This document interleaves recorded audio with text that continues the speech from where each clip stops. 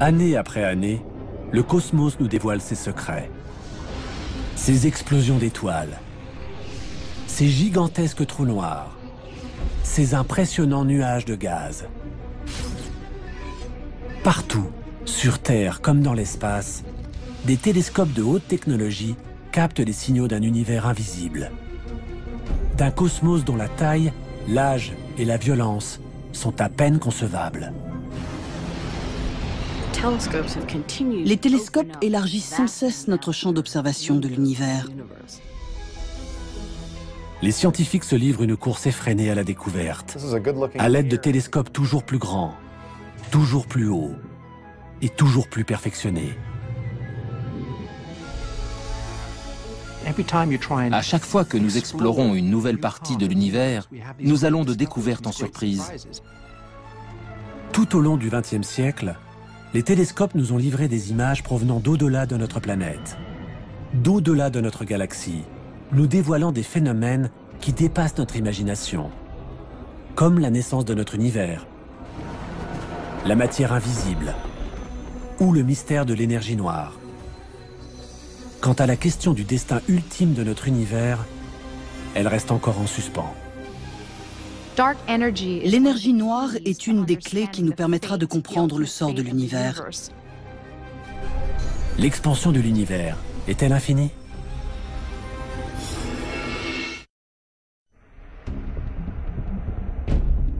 Au début du XXe siècle, l'univers connu se limitait à notre galaxie, la Voie lactée.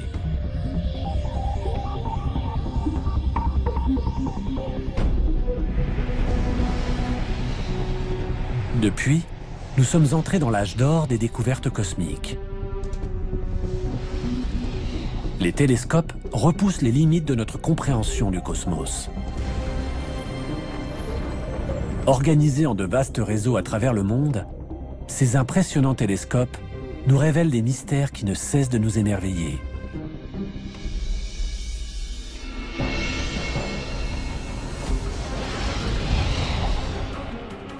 Nous contemplons, ébahis, la beauté des planètes de notre système solaire, les majestueux anneaux de Saturne, ou la course folle des nuages à la surface de Jupiter.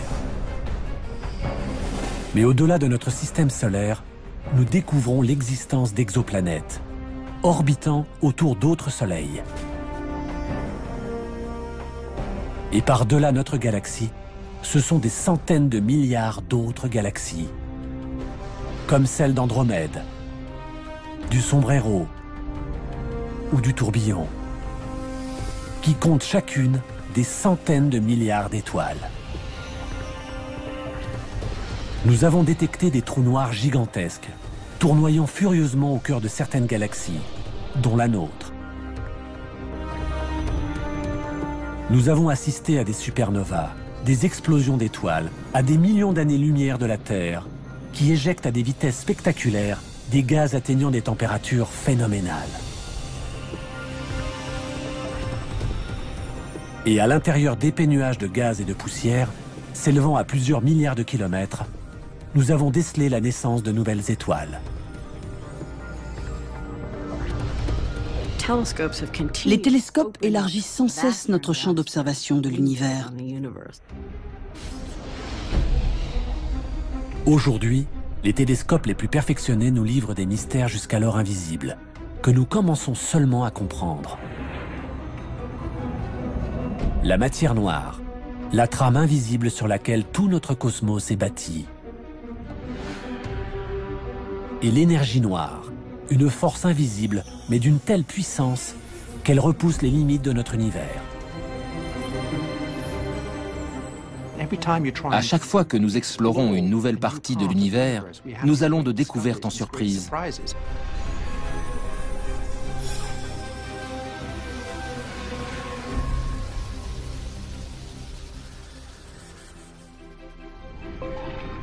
Remontons au début du XXe siècle. À l'époque, l'univers connu est bien plus petit. Il y a d'abord notre système solaire, avec le Soleil, la Terre et les autres planètes. Puis tout autour, les millions d'étoiles qui, avec le système solaire, forment notre galaxie, la Voie lactée. Et puis, plus rien. L'univers s'arrête là. Mais une question hante cependant les astronomes.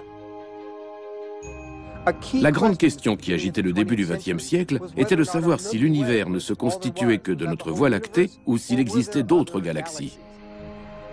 Que s'est-il passé depuis? Comment les télescopes ont-ils réussi à révéler une si grande partie de notre cosmos jusqu'à atteindre ses extrémités?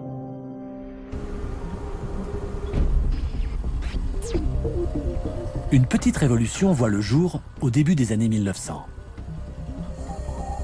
Un tout nouveau télescope est en construction. Il changera à jamais notre perception de l'univers. Il repoussera les limites du cosmos et nous embarquera dans un voyage de découverte dont nous ne sommes toujours pas revenus. Il s'agit d'un des télescopes les plus importants de l'histoire de l'astronomie.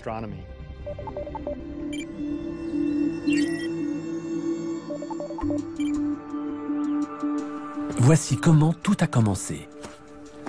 L'astronome que vous voyez là est en train de gravir le mont Wilson, qui du haut de ses 1742 mètres, domine la ville de Pasadena en Californie. Son but? Dépasser les nuages et la brume de la basse atmosphère qui déforment les images télescopiques.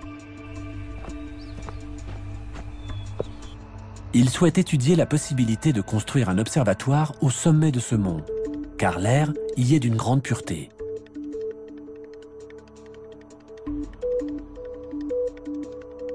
Les astronomes commençaient à se rendre compte que pour avoir une bonne vue astronomique, il fallait trouver des sites de qualité plutôt que de se contenter de construire des télescopes dans des observatoires déjà existants.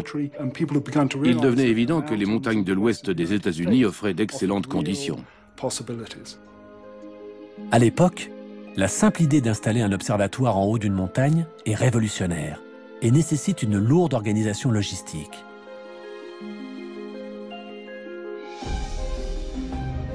Prudemment, des centaines de tonnes de béton et d'acier sont acheminées sur d'étroits chemins de montagne.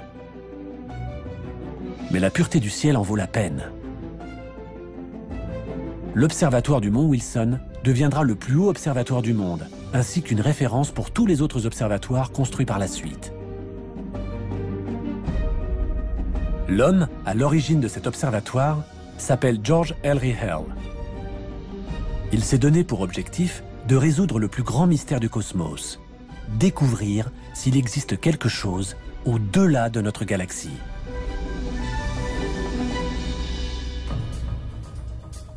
Mais dans son esprit, gagner en altitude n'est qu'un début. Pour pouvoir voir jusqu'au fin fond du cosmos avec la plus grande clarté, son observatoire doit être équipé du plus grand télescope du monde. Les télescopes sont une sorte de réservoir à lumière. Plus un télescope est grand, plus il peut recevoir de lumière et détecter ainsi les étoiles les plus discrètes. Mais Hale rencontre un obstacle de taille. À l'époque, l'objectif de la plupart des télescopes est constitué d'une lentille en verre.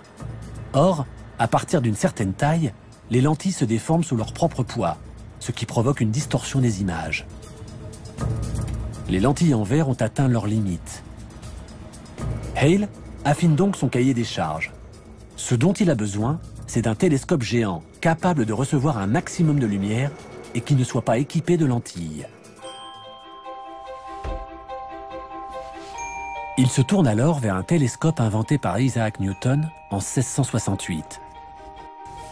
Le télescope réflecteur. Ce type de télescope est équipé d'un miroir concave en métal et non d'une lentille. Il concentre la lumière en la réfléchissant.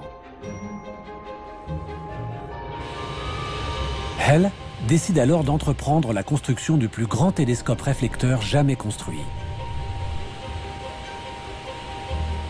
La construction de cet instrument géant nécessite une technique et des moyens révolutionnaires. Elle se déroulera sur 11 années. Ce miroir concave, d'un diamètre de 2,50 m, pèse plus de 4 tonnes. Il est fixé à la base d'un tube d'acier long de 12 mètres et est abrité par un dôme de 30 mètres de diamètre.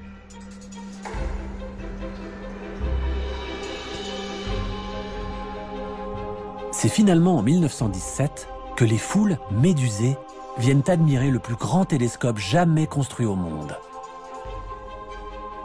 The scientific eye of America. To this mecca of stargazers flock astronomers from all nations.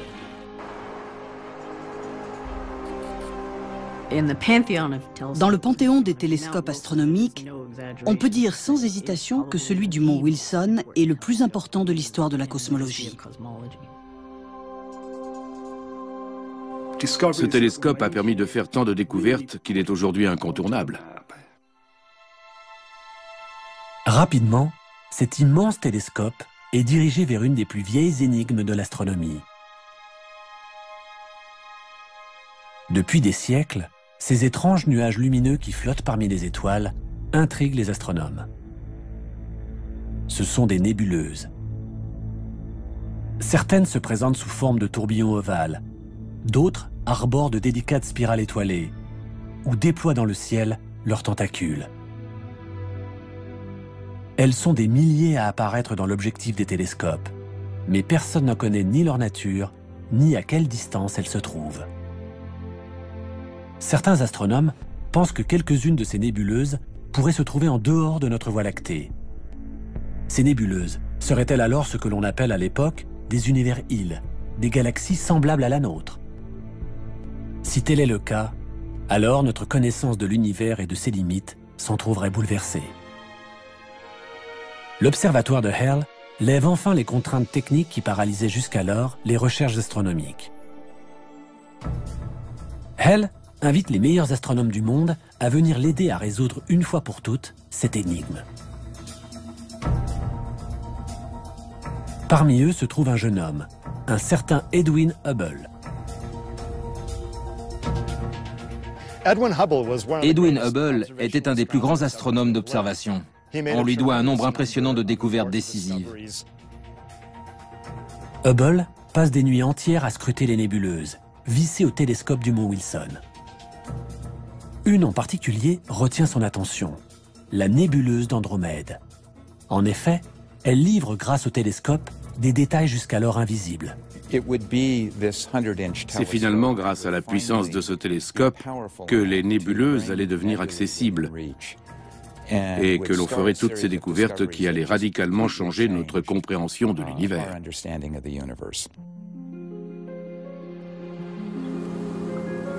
Hubble arrive à distinguer des étoiles à l'intérieur de la nébuleuse d'Andromède. Mais pour savoir s'il s'agit réellement d'un univers-île, qui se trouverait en dehors de la Voie lactée, il doit d'abord trouver à quelle distance elle se trouve de la Terre, ce qui est plus facile à dire qu'à faire.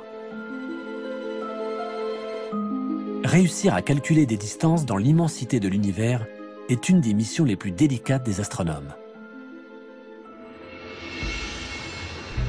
À l'instar des phares de voiture, plus les étoiles sont proches, plus elles brillent fort. C'est en connaissant leur véritable intensité lumineuse qu'il est possible d'établir leur distance. Cela revient un peu à connaître la puissance d'une ampoule électrique. Mais quand on ne dispose pas de cette donnée, cela complique les choses, comme nous l'explique l'astrophysicienne Kim Weaver. À cette distance, on a l'impression que les phares de la voiture semblent avoir la même intensité que celui de mon vélo. Mais plus la voiture approche, plus il semble évident que la véritable intensité de ces phares est supérieure à celle de la lampe de vélo. Pour les étoiles, c'est la même chose. Si l'on connaît la luminosité intrinsèque d'une étoile, alors on peut en déduire sa distance de la Terre. C'est ce qu'on appelle une chandelle standard. Heureusement pour Hubble, des astronomes venaient de découvrir un certain type d'étoile dont il était possible de calculer la luminosité absolue. Il s'agit des étoiles variables céphéides. Elles se reconnaissent à la variation périodique de leur luminosité. Il ne reste plus à Hubble qu'à trouver une de ces étoiles dans la nébuleuse d'Andromède.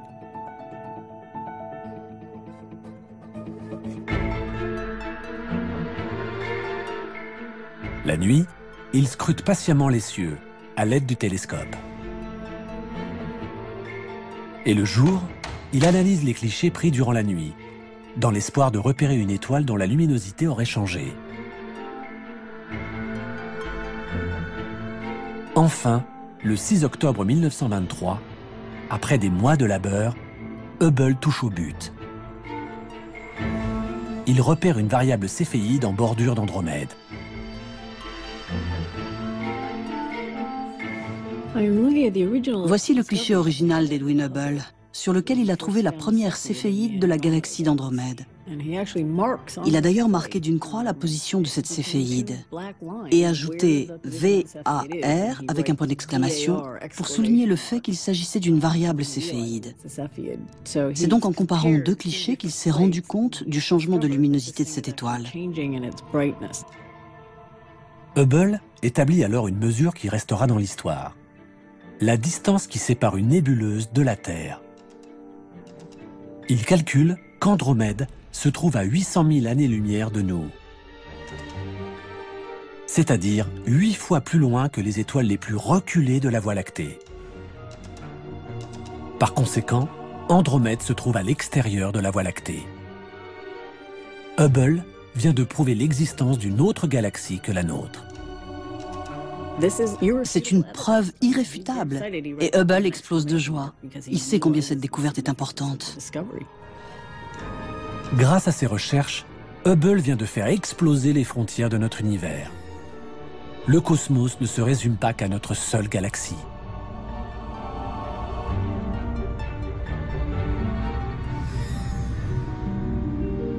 Hubble découvre ensuite qu'Andromède n'est pas unique et qu'il existe encore des douzaines de nébuleuses qui sont en fait des galaxies. Les recherches de Hubble ont révolutionné notre vision de l'univers. Aujourd'hui encore, les télescopes les plus puissants au monde ne font qu'explorer l'univers découvert par Hubble. Capables de voir à des milliards d'années-lumière, ils ont fait connaître les centaines de milliards de nouvelles galaxies, comptant chacune plus de 100 milliards d'étoiles, qui emplissent l'univers. Multipliez tous ces chiffres entre eux, et vous obtiendrez plus d'étoiles dans le ciel que tous les grains de sable des déserts et des plages de la Terre entière. En l'espace d'un instant, l'univers est devenu des centaines de milliards de fois plus grand. Hubble, en prouvant l'existence d'autres galaxies en dehors de la nôtre, donne presque une dimension d'infini à notre univers.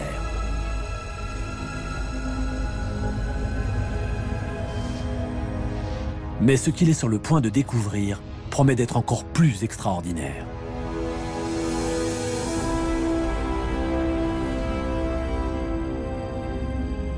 Au cours des années précédentes, certains astronomes avaient remarqué que de nombreuses nébuleuses, identifiées ensuite par Hubble comme des galaxies, s'éloignaient de nous. Hubble s'attache maintenant à en connaître la raison et commence par effectuer des analyses sur la lumière elle-même. Il utilise pour cela une méthode mise au point dans les années 1800.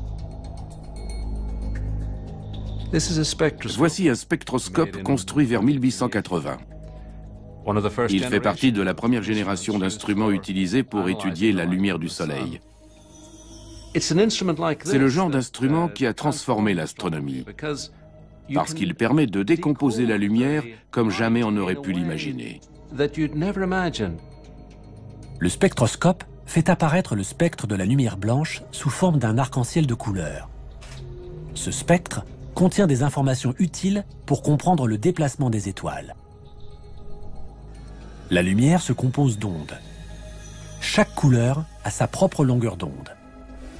La longueur d'onde de la lumière bleue est courte, tandis que celle de la lumière rouge est plus longue. Mais quand une galaxie fuse à travers l'univers, on peut observer depuis la Terre une variation de sa longueur d'onde. Si la galaxie se rapproche de la Terre, sa longueur d'onde se rétrécit et apparaît dans les tons bleus. Si la galaxie s'éloigne de nous, alors sa longueur d'onde s'étale et tire vers le rouge. C'est ce que l'on appelle le décalage vers le rouge.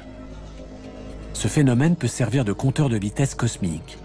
Plus la vitesse d'éloignement de la galaxie est importante, plus sa longueur d'onde se décalera vers le rouge.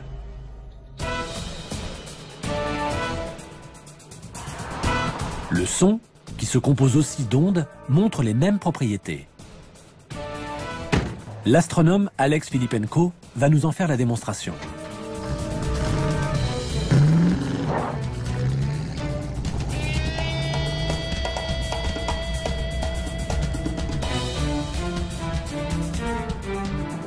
Ça va être amusant.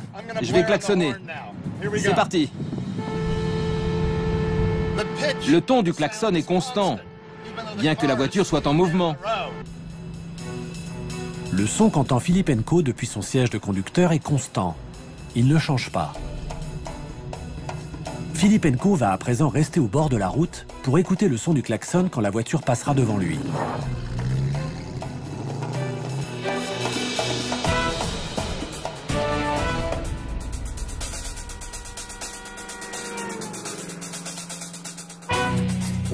Tant que la voiture approchait de moi, les ondes du klaxon étaient comprimées, donc le son était plus aigu. Mais quand elle a commencé à s'éloigner, les ondes se sont allongées et le son semblait plus grave. On a entendu... Si cette voiture bleue avait roulé beaucoup plus vite, alors la haute fréquence de la lumière bleue se serait étirée et la couleur bleue aurait tiré vers le rouge. Nous aurions vu la voiture rouge. C'est ce qu'on appelle le décalage vers le rouge.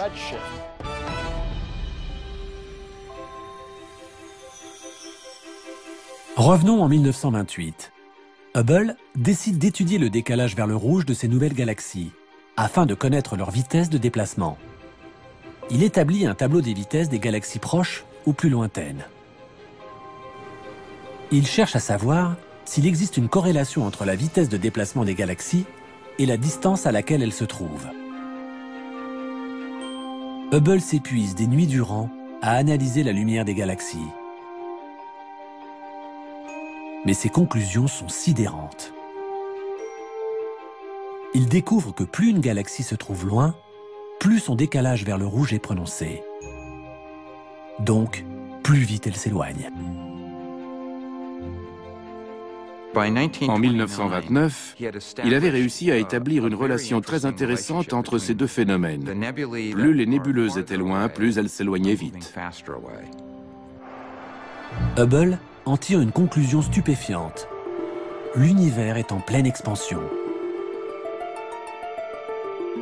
Si les galaxies semblent s'éloigner de nous, c'est en fait dû à l'univers lui-même, qui ne cesse de croître.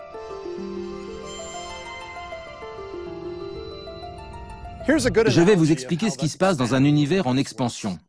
Imaginons un univers hypothétique unidimensionnel où ces balles de ping-pong représentent les galaxies et l'élastique, l'univers qui les sépare. Plus l'univers s'étend, plus les balles s'éloignent les unes des autres. Et c'est l'univers tout entier qui s'étend. Plus il y a d'espace, plus on a l'impression que les galaxies les plus lointaines s'éloignent de nous. La découverte de Hubble est une des avancées les plus importantes de l'histoire de l'astronomie. L'univers n'est pas statique. Il ne cesse au contraire de grandir. Si ces galaxies s'éloignent les unes des autres, c'est parce que l'espace qui les sépare est en train de croître. Cette conclusion relève du génie. Jamais Hubble n'aurait été capable de faire une telle découverte sans le télescope du mont Wilson et son miroir de 2,50 m. Aujourd'hui, c'est sur les hauteurs du Nouveau-Mexique qu'un des télescopes les plus perfectionnés du monde reprend et développe les travaux révolutionnaires de Hubble. Le Sloan Digital Sky Survey étudie la lumière de centaines de milliers de galaxies en même temps. Chacun de ces disques en aluminium est en fait une carte des galaxies qui peuvent être observées pendant une partie de la nuit. Chacun des 640 trous que contient cette plaque d'aluminium correspond à une galaxie qui se trouve à des millions d'années-lumière de nous. Ces trous sont reliés par des fibres optiques à une version améliorée du spectroscope utilisé par Edwin Hubble afin de mesurer le décalage vers le rouge de chaque galaxie. Puis, les disques sont insérés par des techniciens à la base du télescope et ajustés en fonction de la région du ciel qui leur correspond. On obtient alors 640 spectres en même temps, ce qui rend notre étude redoutablement efficace. Grâce à cette méthode, on connaît aujourd'hui la vitesse de plus de 930 000 galaxies. Nous commençons donc à avoir une image plus précise de l'univers dans lequel nous vivons et de la rapidité de son expansion. Mais en 1929, la découverte de Hubble pose une question de taille. Si l'univers est en pleine expansion, quelle est l'origine de ce mouvement ? Hubble s'est donc rendu compte que les étoiles s'éloignaient les unes des autres. Si on approfondit un peu, on finit par se poser la question de savoir si ces étoiles auraient pu être autrefois concentrées en un seul endroit. Les astronomes émettent alors une théorie révolutionnaire, celle du Big Bang. L'instant unique de la naissance de notre univers. Cette idée est à tel point révolutionnaire que les scientifiques ont du mal à y croire. Il était impossible d'observer ce phénomène. Cela paraissait absurde à l'époque. Einstein lui-même n'y croyait pas. Non seulement personne n'adhérait à cette théorie, mais en plus, les télescopes d'alors ne permettaient pas d'observer les effets du Big Bang. Pour étayer cette théorie, les astronomes ont donc besoin d'un télescope radicalement différent, capable de voir ce qui est invisible pour l'œil. Au-delà des couleurs que notre œil perçoit, se trouvent les rayons du spectre électromagnétique invisibles à l'œil nu. Les rayons gamma, les rayons X, les ondes radio, les micro-ondes sont d'une importance cruciale pour les astronomes.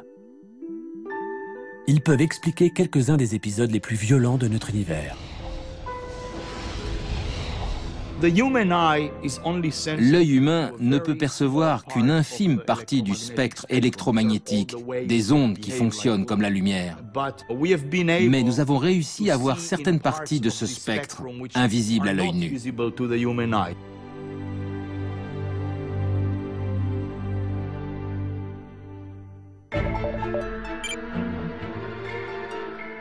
« 1964. Les astronomes Arno Penzias et Robert Wilson testent un nouveau radiotélescope.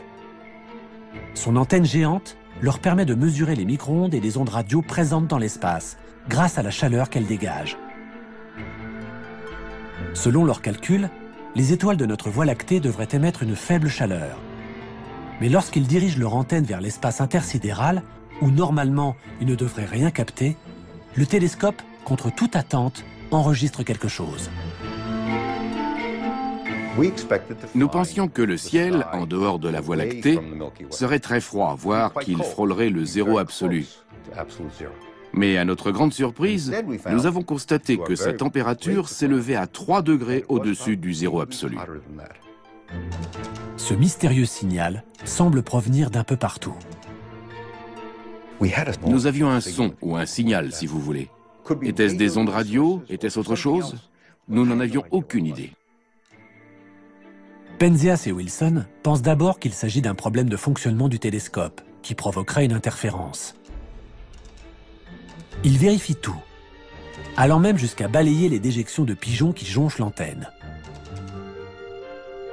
Le son était toujours là, été comme hiver, nuit et jour, en permanence, et provenant de partout.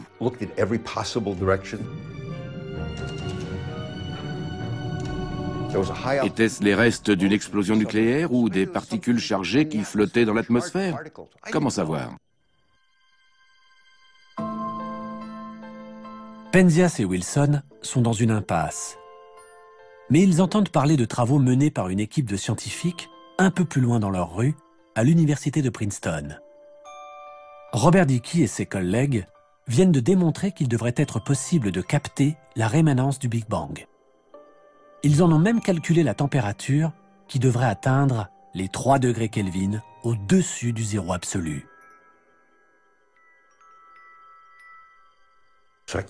J'ai donc appelé au bureau de Robert Dicke et je suis tombé sur lui. Et j'ai appris plus tard qu'après avoir raccroché, il s'est tourné vers ses collègues et leur a dit « Messieurs, nous avons été doublés. Penzias et Wilson viennent sans le savoir de trouver la première preuve physique de l'existence du Big Bang. Ce signal, capté par leur radiotélescope, est la rémanence de la naissance de l'univers, ou fond diffus cosmique. Aujourd'hui encore, cette découverte est une des plus importantes de tous les temps. Nous entendions l'écho de la création. En 1978, Penzias et Wilson reçoivent le prix Nobel.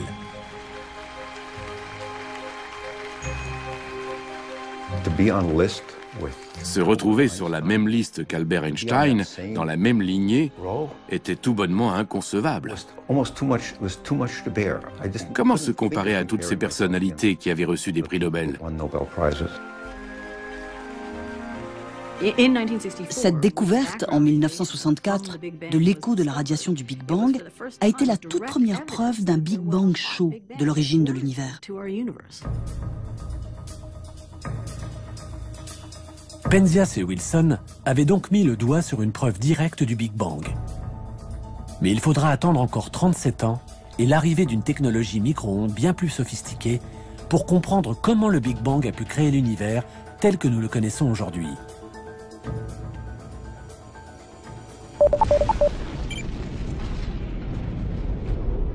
Cet appareil, qui tourne en orbite à 1,6 million de kilomètres de la Terre, est la sonde Wilkinson Microwave Anisotropy Probe, ou WMAP. Il s'agit d'une version très avancée de l'antenne géante de Penzias et Wilson, équipée de 2 télescopes réflecteurs. La mission de la sonde WMAP est l'étude du rayonnement thermique cosmologique dans le moindre de ses détails, afin d'en savoir plus sur la formation des galaxies. Avec la WMAP, nous tentons de remonter jusqu'aux tout premiers instants de l'univers.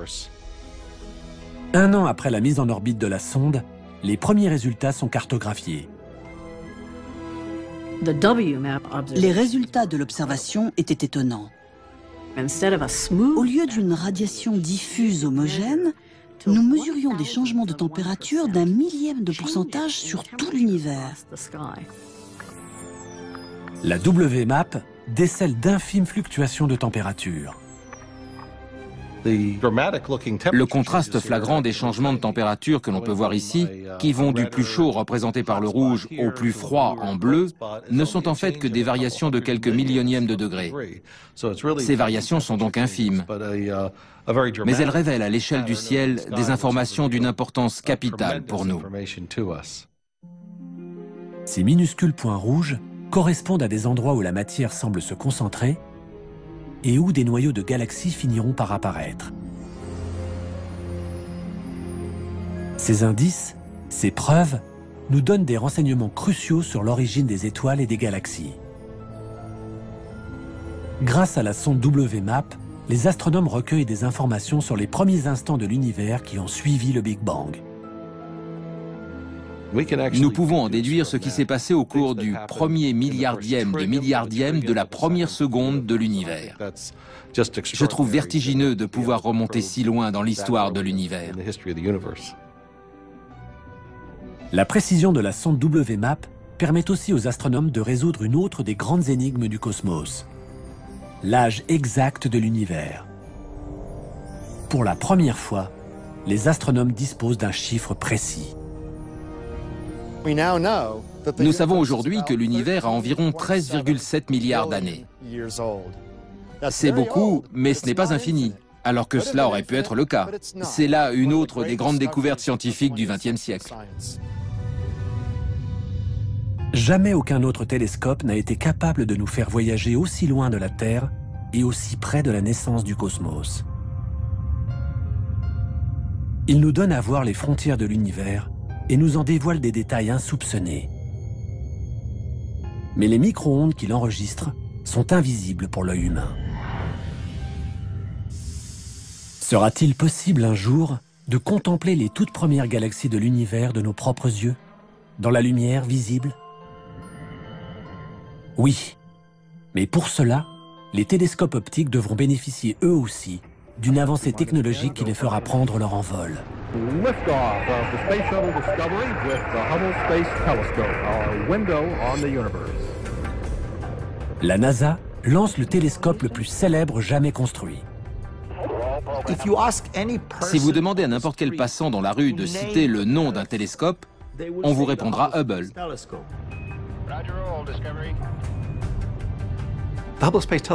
Le télescope spatial Hubble est certainement le télescope le plus productif de l'histoire. Son impact historique est comparable à la première fois où Galilée a dirigé son télescope vers le ciel. Ce télescope de 12 tonnes est un monument à la mémoire de l'homme qui a fait reculer les frontières de notre univers connu. Après une course folle dans l'atmosphère terrestre, il est mis en orbite à près de 600 km au-dessus de nos têtes.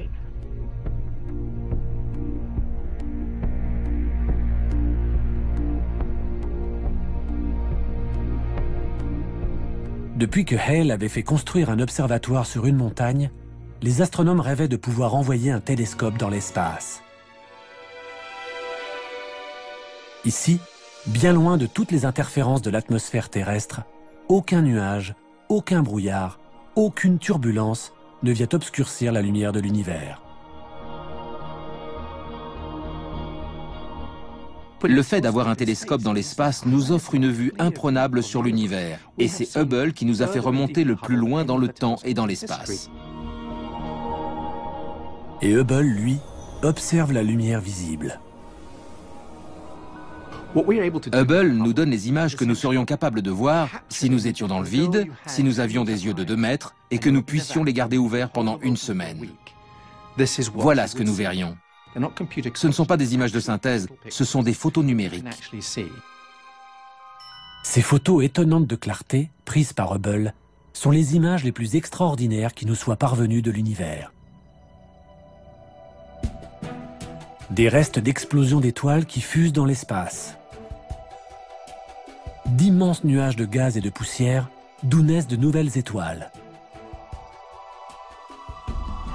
De lointaines galaxies tourbillonnant dans l'espace et qui, entrant en collision, créent de nouvelles supergalaxies. Je crois que mon image préférée est celle de la nébuleuse Papillon. C'est une nébuleuse dont s'échappent des gaz à presque 1 million de km/h.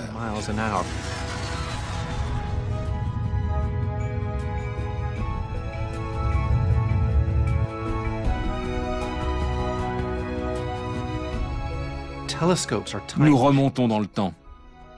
Nous pouvons voir des photos dont le voyage a commencé il y a 13 milliards d'années et qui ont mis autant de temps pour arriver jusqu'à nous. Ce n'est pas seulement dans l'espace que nous voyageons, mais aussi dans le temps. En 1995, les astronomes décident de tester la capacité de Hubble à remonter dans le passé. Ils le dirigent vers un minuscule point noir de l'univers et attendent de voir ce que Hubble leur transmettra.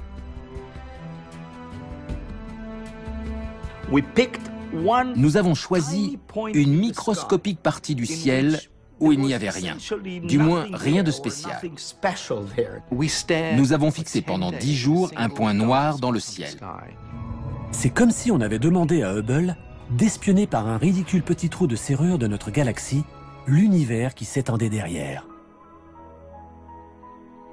La taille de ce trou ne dépassait pas le diamètre d'une paille. Mais ce que voit Hubble est fascinant. Et dans cette infime partie du ciel, nous avons compté 10 000 galaxies. Chaque point lumineux que vous voyez sur cette image représente une galaxie composée d'une centaine de milliards d'étoiles telles que le Soleil. Cette image s'appelle le champ profond de Hubble. On peut y voir des galaxies d'une luminosité 4 milliards de fois plus faible que ce que l'œil humain est capable de percevoir. Cette lumière a commencé son voyage il y a des milliards d'années. S'il y a bien une image qui nous donne une idée de la taille et de la profondeur de l'univers, c'est celle-ci. Chaque mission d'entretien de Hubble a été l'occasion pour les astronautes d'améliorer sa résolution optique. La dernière mission de la NASA, qui remonte à 2009, a permis d'obtenir l'image d'un nouveau champ profond qui révèle les galaxies les plus lointaines jamais vues, datant de seulement 600 millions d'années après le Big Bang.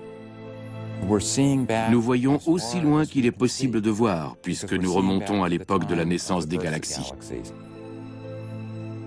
Le télescope spatial Hubble ne cesse de produire des images toutes plus étonnantes les unes que les autres. Je pense que Hubble est en un sens unique en son genre dans l'histoire de la science. Il a déclenché la fièvre des grandes découvertes. Et chaque homme, chaque habitant de cette terre, se l'est en quelque sorte approprié.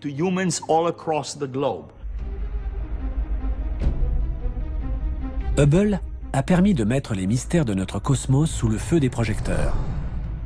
Il travaille aujourd'hui avec un vaste réseau de super télescopes modernes.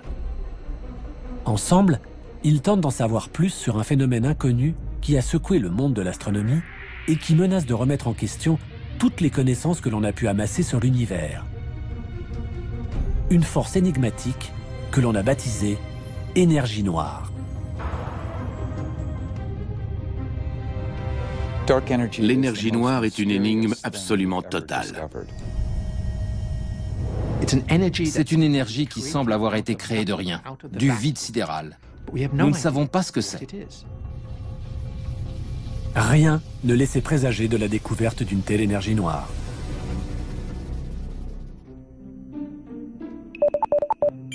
Au milieu des années 90, l'observatoire Keck, construit sur Mauna Kea, le plus haut sommet de Hawaï, accueille une équipe d'astronomes, parmi lesquels se trouve Alex Filippenko.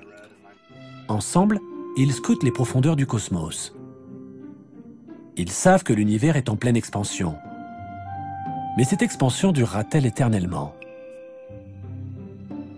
Selon eux, l'univers cessera un jour de croître et commencera à ralentir.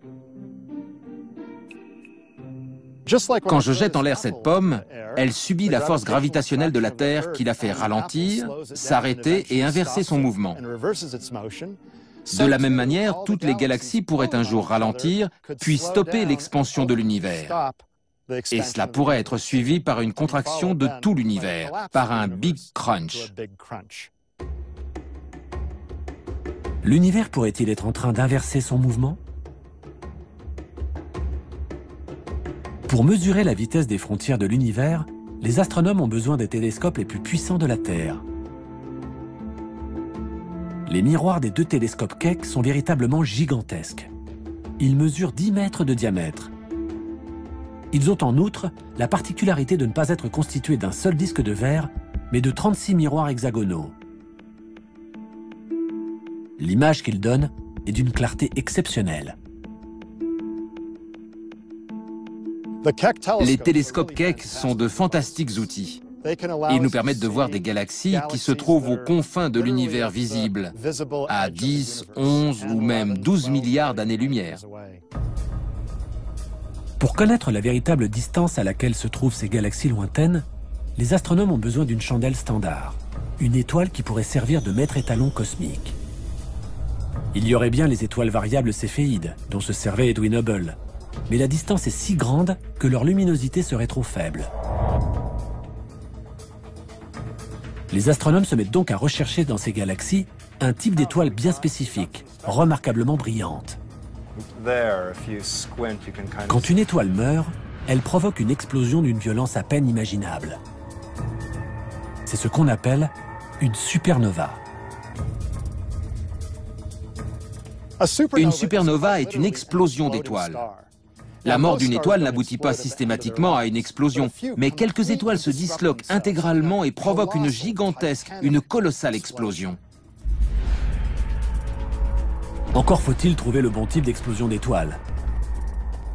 Les astronomes recherchent une supernova dont l'explosion s'accompagne d'une luminosité extrêmement intense et consistante.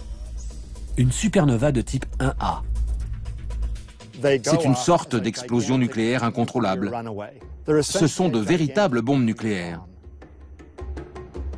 Et malgré les milliards d'années-lumière qui nous séparent de ces galaxies, les astronomes finissent par y trouver une supernova de type 1A. Ça y est, regarde. Là, c'est un peu flou. Ils peuvent à présent mesurer le décalage vers le rouge de ces galaxies lointaines pour en calculer la vitesse d'éloignement. Enfin, en 1998, après des années de recherche, tombe un résultat auquel personne ne s'attendait. L'expansion de l'univers n'est absolument pas en train de ralentir. Elle s'accélère. À notre grande surprise, nous nous sommes rendus compte que la vitesse d'expansion de l'univers avait augmenté. Au lieu de ralentir, elle accélérait. Comme si ma pomme faisait zoom, comme ça. Cette conclusion était hallucinante. Une force mystérieuse, impossible à voir, est donc en train de défier la gravité et de repousser toujours plus loin les frontières de l'univers. Les astronomes ont donné à cette force le nom d'énergie noire.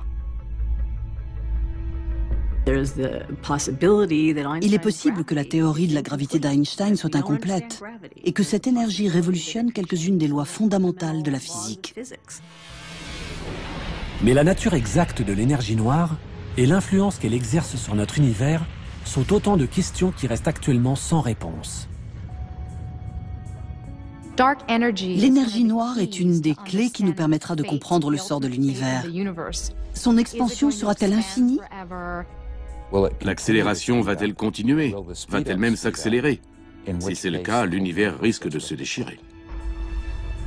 La seule chose dont les astronomes soient sûrs, c'est que cette énergie noire remplit la majeure partie de l'univers. Depuis, nous avons découvert que cette énergie noire constitue 72% de la densité d'énergie de notre univers. Et malgré cela, nous ne savons pas ce que c'est. Pour vous faire comprendre la taille de l'énigme devant laquelle nous nous trouvons, prenons l'exemple de la Terre qui est recouverte à 70% d'eau. Et imaginons que nous n'ayons absolument aucune idée de ce qu'est l'eau. C'est ce qui se passe avec l'énergie noire. Et comme si un seul mystère invisible ne suffisait pas, les scientifiques du laboratoire de la NASA, dédiés à la propulsion à réaction, sont en train d'étudier une substance invisible, tout aussi mystérieuse, la matière noire. La matière noire est invisible. On ne peut la voir qu'en observant la distorsion des objets qui se trouvent derrière. Les images prises par le télescope Hubble servent aussi à présent à localiser la matière noire dans l'univers. On peut voir sur les photos que cette substance invisible dévie la lumière. Ce phénomène est comparable à ce qui se passe dans une piscine. Quand on jette une pièce au fond d'une piscine et qu'on la suit du regard, elle ne disparaît pas de notre vue, parce que la lumière réfléchie par la pièce traverse l'eau. L'eau est en quelque sorte invisible. Mais la pièce semble un peu déformée parce que le trajet qu'emprunte la lumière n'est pas droit. Il est déformé par l'eau avant d'atteindre notre œil. La matière noire a les mêmes propriétés. Elle exerce un fort pouvoir gravitationnel sur la lumière qui provient des galaxies lointaines. Ce que nous voyons ici est la lumière d'une galaxie lointaine qui vient vers nous en passant au travers de cette matière noire. Et on voit bien qu'en la traversant, son trajet est modifié. Les astronomes ont calculé que cette matière noire remplit 23% de l'univers. Ajoutez à cela l'énergie noire, et il ne reste plus que 5% de l'univers qui ne soit pas invisible. Cela fait maintenant 400 ans que nous étudions le ciel à l'aide de télescopes. Et pourtant, 95% de l'univers nous est encore complètement inconnu. La prochaine étape est enclenchée.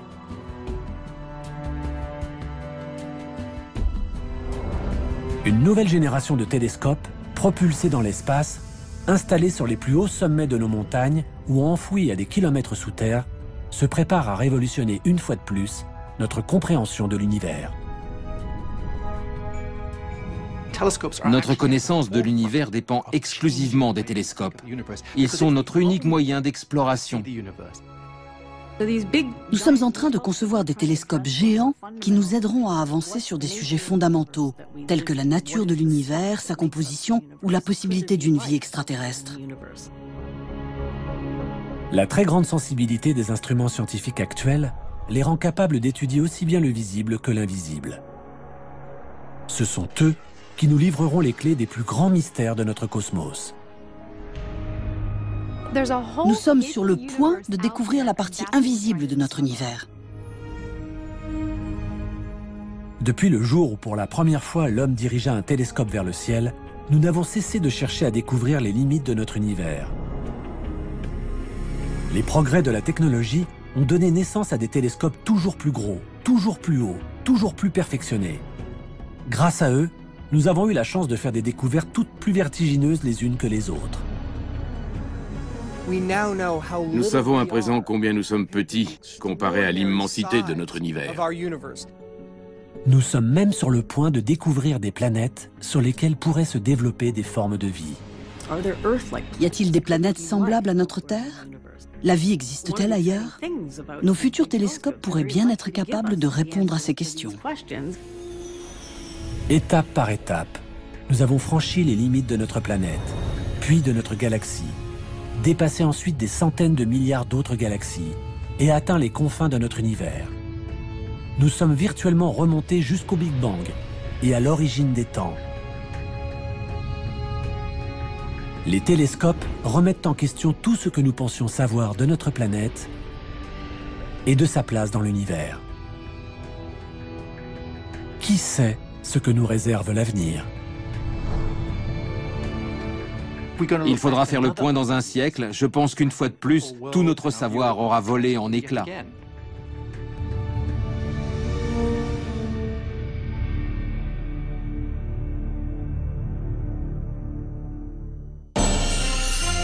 Et oui, l'univers n'a pas fini de tarabuster les chercheurs, et les chercheurs amateurs que nous sommes. Dans un instant, nous filons au soleil. Et pour les bonus, cliquez sur arte.tv/étoile.